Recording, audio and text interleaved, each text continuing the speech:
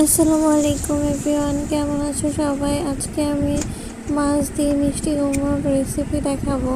সেজন্য একটা প্যান গরম করে এখানে কিছুটা সাদা তেল আর কিছুটা ভাজা তেল দিয়ে দিয়েছি এখানে। তারপর এখানে পেঁয়াজ, রসুন, জিরা আর মরিচ বাটাটা দিয়ে দিব। এনে এগুলাকে ভালোভাবে কষিয়ে নেব। প্রায় 5 মিনিটের মতো নাড়াচাড়া করে এটাকে ভালোভাবে কষিয়ে নেব।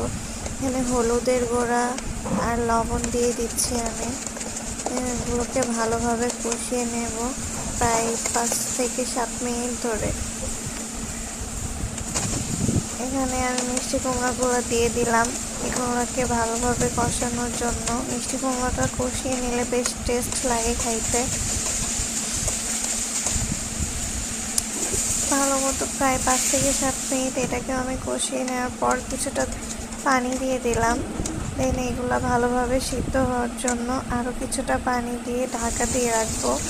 এবার আমি মাছগুলোকে তেলের উপরে ভেজে নিচ্ছি খুব ভালো মতো করে।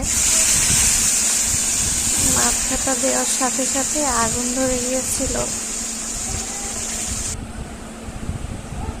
এই যে মাছগুলা এবার আমি তরকারিতে দিয়ে দিব মিষ্টি কুমড়োর উপর দিয়ে।